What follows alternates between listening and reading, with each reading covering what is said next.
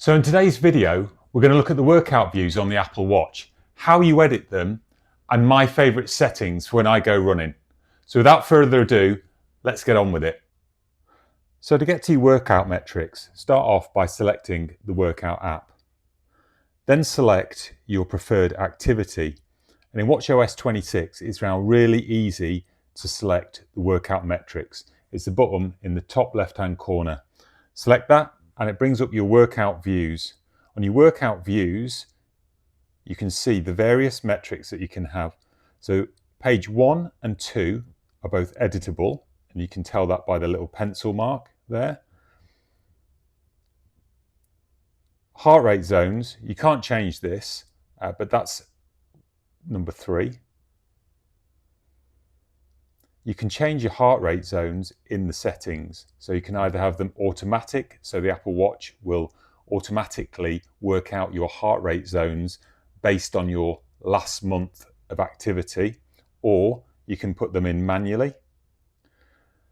You've got a segment view, a split view, elevation view, power view, and finally your activity rings.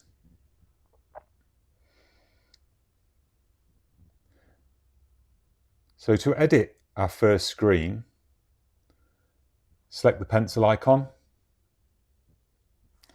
and then you can edit the metrics that appear on that page.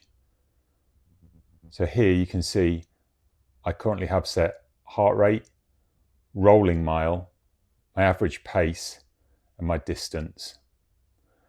To edit them, so you wanted to change your heart rate to average heart rate, select the one you want to change, and then scroll up and down, and you'll see there we have average heart rate. So we can select average heart rate. If we look at what's available, you can see there's loads of metrics. You can either have off, your cadence settings, so that's your steps per minute, that's what SPM means. Your calories, distance, duration, elevation, your ground contact time, so that's how long your feet are actually touching the ground on the steps, heart rate, pace settings, power, stride length, and vertical oscillation.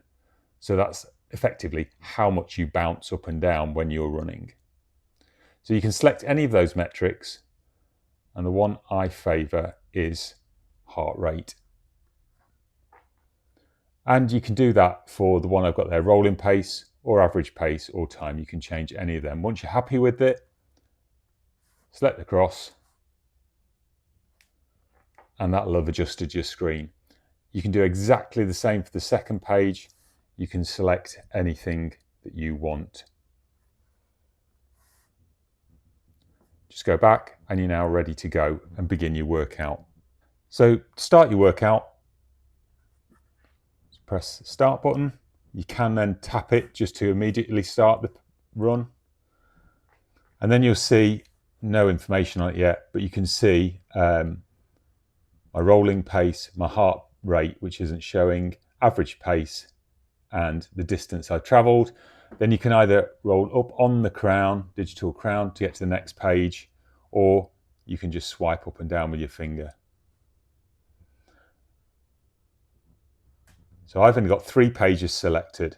So I've got the zones, heart zone page, a second page where I get my average heart rate, my maximum heart rate, my average cadence, my average stride length, and my main page is rolling mile, average pace, heart rate, and the distance travelled, along with the time, which always stays at the top.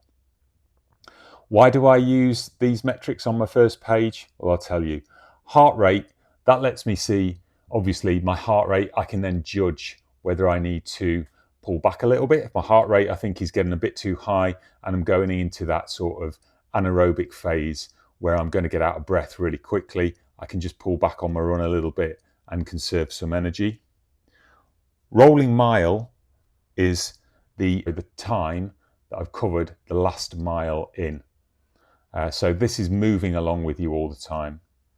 Average pace is exactly what it is. It's my average pace over the distance I've run to date, and the distance at the bottom there is self-explanatory. So what I'll do now is try and demonstrate rolling pace for those that might not understand it. So if we look at the bench here, and here is where I'm starting my run, the screw here is 1 mile, and the end of the bench here is 2 miles. Rolling pace is worked out like this. So I'll start off my run here, and as I run towards that mile mark, this is my current rolling pace.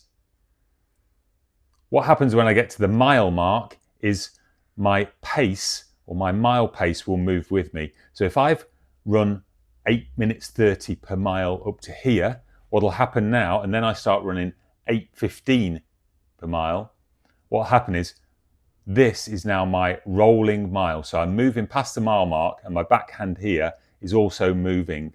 So it's always the current mile that I'm in. So if I've increased my pace, then my 8:30 rolling mile pace will start to get faster. And that will happen all the way on to the second mile, and that will continue onwards. And that mile pace is always follow me or rolling along. So rolling mile is really useful. What it does, it gives you a better understanding of your pace over that mile period. If you just measure your pace at a point in time, due to fluctuations in actually how you run, faster and slower, GPS, etc., it won't give you an accurate reading of your run. Whereas if you're doing that rolling pace over a mile, it'll give you a far better understanding of how fast you are traveling over that period. And by using that and looking at your average pace over the whole run, you can generally judge whether you need to speed up or slow down depending on what you're wanting your run to be, whether it's a faster tempo run or a slower recovery run or something like that. So hopefully this has been a little bit useful in terms of what pages are available to you in your app, and also how to set up them metrics. If you enjoyed this video, please like and subscribe to see more content like this, and I hope to see you next time.